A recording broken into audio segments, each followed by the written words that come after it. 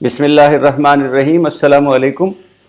8 से 80 के दोस्तों की खिदमत में वैक्सीन्स और वैक्सीनेशन के हवाले से दूसरी इंतहाई अहम और मालूमाती वीडियो के साथ फैजुल हसन नसीम हाजिर है। हमारी पहली वीडियो को हमारे दोस्तों ने बेहद पसंद किया और इसका अंदाज़ा हमें उन बेशुमार सवालात से हुआ जो हमारे साथियों ने हमसे पूछे।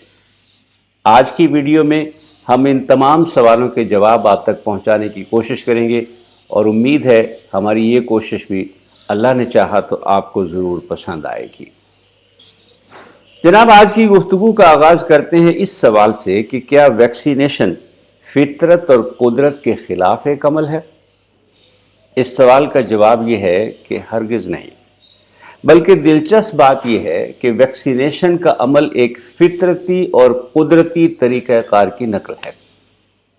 इंसान जब इस दुनिया में तशरीफ़ लाता है तो एक ऐसे नन्हे मुन्ने मासूम बच्चे की शक्ल में होता है जो अपने लिए कुछ भी नहीं कर सकता, ना वो अपना ख्याल रख सकता है और ना वो अपने आप को इर्द गिर्द मौजूद नुकसानदेह चीज़ों से बचा सकता है।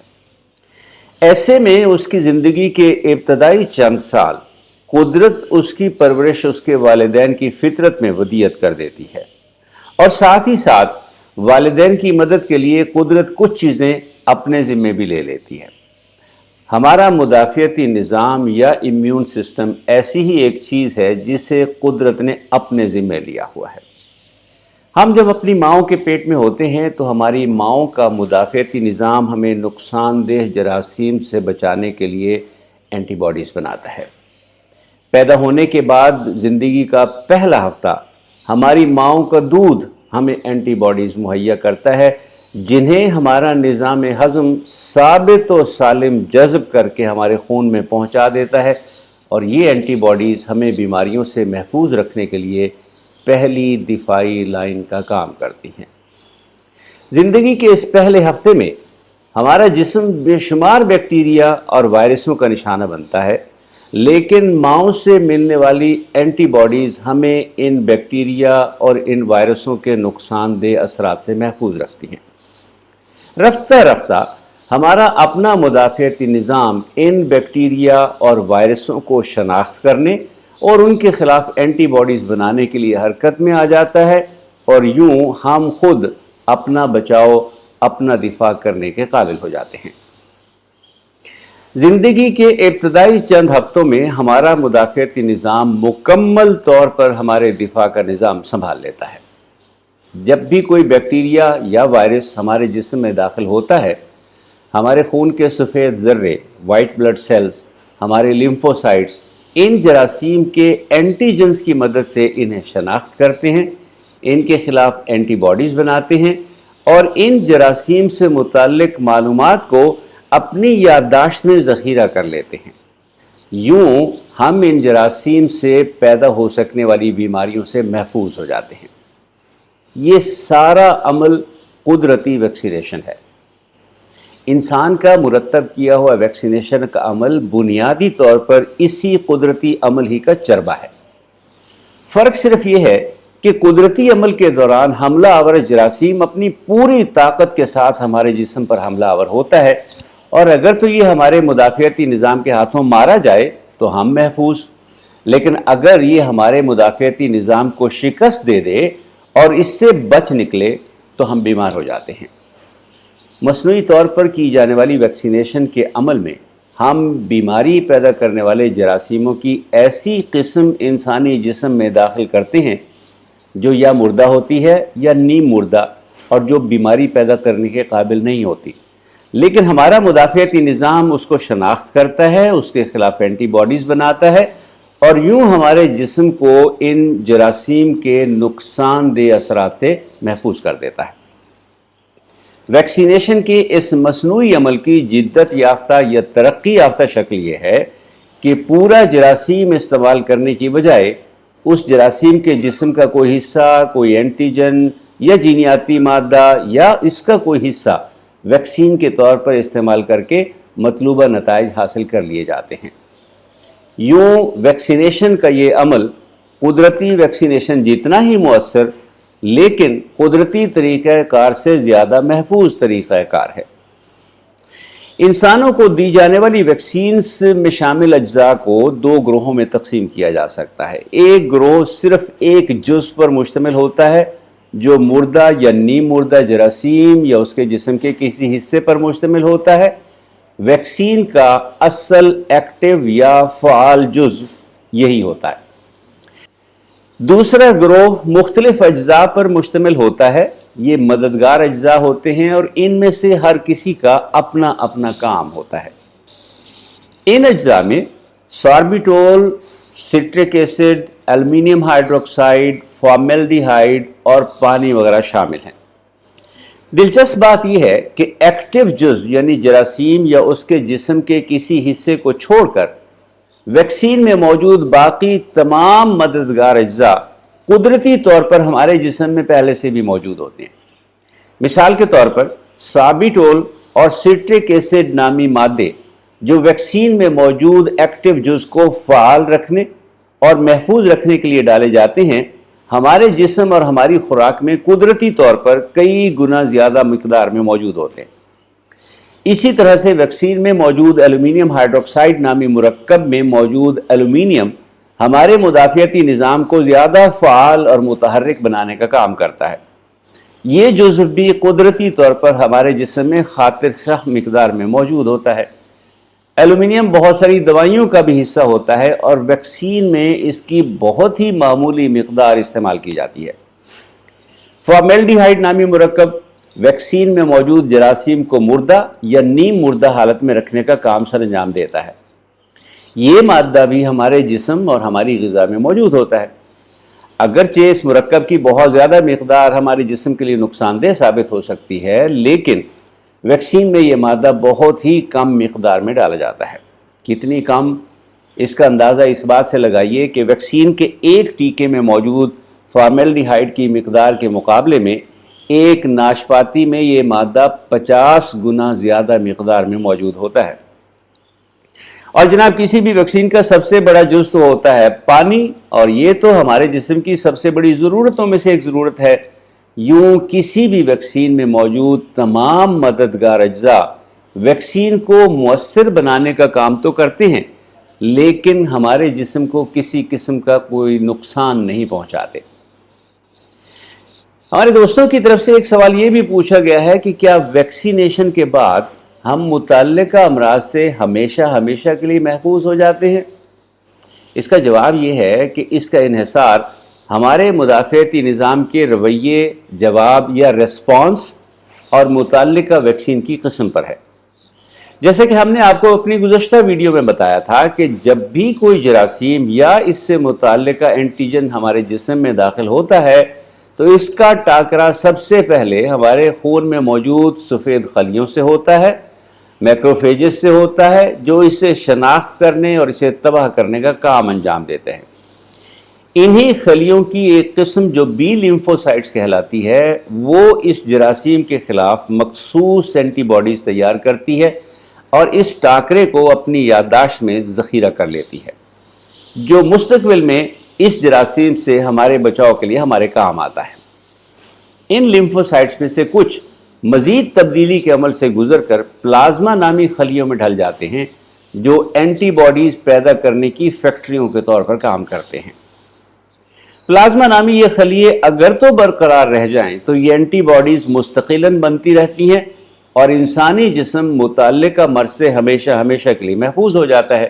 لیکن اگر یہ خلیے زیادہ مدت تک برقرار نہ رہ پائیں تو اینٹی باڈیز کی مقدار بتدریج کم ہوتی چلی جاتی ہے، تاہم ان اینٹی باڈیز کی تیاری بی لیمفوسائٹس کی یادداشت میں محفوظ رہتی ہے، اور یوں بوقت ضرورت یا جراثیم کے نئے سرے سے حملہ آور ہونے کی صورت میں یہ لیمفوسائٹ پھر سے اور بہت تیزی سے متعلقہ جراثیم کے خلاف اینٹی باڈیز بنانا شروع کر دیتے ہیں۔ ہر دو صورتوں میں انسانی جسم اس مرض کی شدت اور اس کے نقصان دہ اثرات سے محفوظ رہتا ہے۔ بعض اوقات پلازما نامی خلیوں کو بڑھانے یا اینٹی باڈیز کی مقدار میں اضافہ کرنے کے لیے متعلقہ ویکسین کی اضافی خوراکیں بھی استعمال کی جاتی ہیں، جنہیں بوسٹر ڈوز کہا جاتا ہے۔ اور دوستو اب آتے ہیں ہم ان سوالوں کی طرف جنہوں نے دنیا کے 7 ارب سے زیادہ انسانوں کو ان دنوں اپنا اسیر کیا ہوا ہے۔ کیا کووڈ-19 نامی وبا کا مقابلہ ویکسینیشن سے کیا جا سکتا ہے؟ اس وبا کو قابو کرنے کے لیے جو ویکسینز دستیاب ہیں وہ کتنی مؤثر ہیں؟ اور ان ویکسین کے بارے میں سوشل میڈیا پر جو منفی تبصرے گردش میں ہیں ان کی حقیقت کیا ہے؟ وہ کتنی سچ ہیں، کتنی جھوٹ ہیں؟ جناب، AstraZeneca, Pfizer BioNTech, Moderna, Sputnik 5، Johnson and Johnson, CanSino, Sinovac, Sinopharm, یقیناً ہمارے دوستوں نے ان دنوں یہ سارے نام سنے ہوں گے، اس لیے کہ یہ وہ نامی گرامی ویکسینز ہیں جو کرونا وائرس سے ہونے والے مرض سے انسانوں کو محفوظ کرنے کے لیے ان دنوں دنیا بھر میں استعمال کی جا رہی ہیں۔ کین سائنو، سائنو ویک اور سائنو فارم نامی ویکسینز چین کے مختلف اداروں نے تیار کی ہیں۔ سپوتنک 5 روس میں تیار کی گئی ویکسین ہے، جبکہ ایسٹرازینیکا، فائزر، ماڈرنا اور جانسن اینڈ جانسن نامی ویکسینز کو مختلف یورپی، برطانوی اور امریکی کمپنیوں نے تیار کیا ہے۔ ہم نے آپ کو اپنی گزشتہ ویڈیو میں بتایا تھا کہ ویکسینز کو 3 مختلف اقسام میں تقسیم کیا جا سکتا ہے: ان ایکٹیویٹڈ ہول پیتھوجن، سب یونٹ یا اینٹیجن کی بیس پر تیار کی گئی ویکسین، اور نیوکلک ایسڈ یعنی ڈی این اے یا ایم آر این اے کی بنیاد پر تیار کی گئی ویکسینز۔ کرونا کے خلاف فی الوقت جو مختلف ویکسینز دستیاب ہیں ان میں ہر طرح کی ٹیکنالوجی کی بنیاد پر تیار کی گئی ویکسینز موجود ہیں۔ مثال کے طور پر فائزر بایو این ٹیک اور ماڈرنا ویکسینز کی بنیاد ایم آر این اے یعنی messenger R N A technology کی بنیاد پر رکھی گئی ہے۔ یہ ٹیکنالوجی پہلی بار کرونا ویکسین تیار کرنے کے لیے استعمال کی گئی ہے، اور اگرچہ نظریاتی طور پر اس ٹیکنالوجی کی بنیاد پر تیار کی گئی ویکسین کو بہت مؤثر ہونا چاہیے، اس ٹیکنالوجی کے بارے میں ہمیں ابھی بہت کچھ جاننا ہے۔ ان دونوں ویکسینز یعنی فائزر اور ماڈرنا کی ویکسینز کو ذخیرہ کرنے کے لیے، محفوظ رکھنے کے لیے بہت کم درجہ حرارت کی ضرورت پڑتی ہے۔ ماڈرنا کو -20 درجے پر ذخیرہ کرنا ضروری ہے، تو فائزر کی بایو این ٹیک کو محفوظ طور پر ذخیرہ کرنے کے لیے -70 درجے سینٹی گریڈ کا درجہ حرارت چاہیے۔ ان کے مقابلے میں AstraZeneca, Johnson and Johnson, Sputnik 5 اور کین سائنو نامی ویکسینز ریکمبیننٹ ڈی این اے ویکٹر یا تقسیم کار وائرس کی بنیاد پر تیار کی گئی ویکسینز ہیں۔ انہیں عام ریفریجریٹر کے درجہ حرارت یعنی 4 درجے سینٹی گریڈ پر محفوظ طور پر ذخیرہ کیا جا سکتا ہے۔ یہ ٹیکنالوجی کچھ پرانی ویکسینز میں استعمال ہو رہی ہے اور اس کے مؤثر ہونے کے کچھ ثبوت بھی دستیاب ہیں، تاہم ابھی بھی سب سے مؤثر اور سب سے محفوظ ویکسینز وہ ہیں جو ٹائم ٹیسٹڈ اور پروون قدیم ٹیکنالوجی پر تیار کی گئی ہیں۔ یہ وہ ویکسینز ہیں جن میں مردہ یا نیم مردہ پورا وائرس یعنی ہول پیتھوجن کو بطور ایکٹیو یا فعال جزو استعمال کیا گیا ہے۔ ان میں نمایاں نام سائنو ویک اور سائنو فارم نامی 2 چینی ویکسینز کے ہیں، جن کے بارے میں حال ہی میں امریکن میڈیکل ایسوسی ایشن کے تحقیقی جریدے جاما اور عالمی ادارہ برائے صحت یعنی ورلڈ ہیلتھ آرگنائزیشن WHO نے انکشاف کیا ہے کہ یہ دونوں ویکسینز کرونا وائرس کے خلاف مؤثر ترین ویکسین ثابت ہو رہی ہیں۔ سائنو ویک اور سائنو فارم کیوں مؤثر ترین ثابت ہو رہی ہیں؟ اس کی وجہ تو یہ ہے کہ یہ پورے وائرس پر مشتمل ویکسینز ہیں، لہٰذا ان کے استعمال سے کرونا وائرس کے ہر اینٹیجینک مالیکیول کے خلاف اینٹی باڈیز بنیں گی، اور یہ ویکسینز کرونا وائرس کے مختلف ویریئنٹس کے خلاف بھی حفاظت فراہم کریں گی۔ ان کے مقابلے میں باقی ساری ویکسینز کرونا وائرس کے کسی ایک مخصوص اینٹیجن کے خلاف مدافعت پیدا کریں گی، اور اس اینٹیجن میں کوئی تبدیلی مستقبل میں کسی مسئلے کا باعث بن سکتی ہے۔ دوستو، بالعموم کرونا وائرس کی ویکسینز کے خلاف سوشل میڈیا پر جو منفی پروپیگنڈا پھیلایا جا رہا ہے اس کے مختلف پہلو قابل غور ہیں۔ پہلی بات تو یہ ہے کہ یہ منفی تبصرہ بنیادی طور پر ایم آر این اے یا ڈی این اے اور ویکٹر کی بنیاد پر تیار کی گئی ویکسینز کے حوالے سے ہے، اور سچ یہ ہے کہ ان ٹیکنالوجیز کی بنیاد پر تیار کی گئی ویکسینز کے حوالے سے ہم ابھی تک کو بہت زیادہ علم نہیں رکھتے۔ दूसरी बात यह है कि इन मनफी तबसरों के पस मंज़र में मुख्तलिफ मुल्कों के माशी मफादात का भी बेइंतहा अमल दखल हो सकता है। वाज़ेह रहे कि ताहाल मुर्दा या नीम मुर्दा जरासीम की बुनियाद पर तैयार की गई वैक्सीन्स के हवाले से कोई ख़ास मनफी तबसरा सामने नहीं आया, क्योंकि ये टेक्नोलॉजी कदीम तरीन, आजमाई हुई और कुदरती तरीक़ाकार के करीब तरीन है, और फिल वक्त ज़ेर इस्तेमाल वैक्सीन्स की एक अच्छी तादाद इस टेक्नोलॉजी की बुनियाद पर काम कर रही है।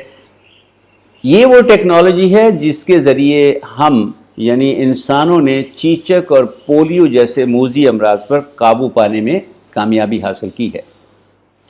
वैक्सीन्स के साइड इफ़ेक्ट्स के हवाले से भी ये जान लीजिए कि इनका ताल्लुक़ हमारे मुदाफ़ियती निज़ाम के रवैये या जवाब यानी रिस्पॉन्स से है। जिस तरह कुदरती तरीक़े के तहत वायरस या बैक्टीरिया के हमला आवर होने की सूरत में हमारे जिस्म में बुखार और दर्द वगैरह जैसी अलामात ज़ाहिर होती हैं, वैसे ही वैक्सीन लगने के बाद भी ये अलामात पैदा हो सकती हैं, लेकिन अव्वल तो ये अलामात इंतहाई मामूली से दरमियानी दर्जे तक की होती हैं। दूसरे, इनका दौरानिया बहुत मुख्तसर होता है, यानी ये आर्जी होती हैं। शाज़ व नादिर ही लाखों में कोई एक इंसान ऐसा हो सकता है जो वैक्सीन लगने के बाद शदीद किस्म के साइड इफ़ेक्ट्स का शिकार हो। ये बात भी याद रखने की है और अहम है कि हर शख्स को वैक्सीन नहीं लगाई जा सकती। मिसाल के तौर पर ऐसे अफराद जो शदीद बीमार हों या जो कुछ ख़ास एलर्जीज़ का शिकार हों, उनको डॉक्टरों की जानिब से ये मशवरा दिया जाता है कि वो वैक्सीन ना लगवाएं। अलबत्ता जब ऐसे लोगों के इर्द गिर्द अक्सर लोगों की वैक्सीनेशन हो जाएगी तो फिर इन मादूद चंद वैक्सीन ना लगवा सकने वालों के लिए भी बीमारी से मुतासर होने का ख़तरा नहीं रहेगा। दोस्तों याद रखें, आप वैक्सीन सिर्फ खुद को बीमारी से महफूज रखने के लिए नहीं लगवाते। अपने आप को वैक्सीन लगवाकर अपने साथ आप अपने इर्द गिर्द मौजूद अपने प्यारों, अपने अजीज़ व अकारिब और अपने दोस्तों को भी बीमारी से महफूज करने के लिए अपना किरदार अदा करते हैं और इस कार खैर में अपना हिस्सा डालते हैं।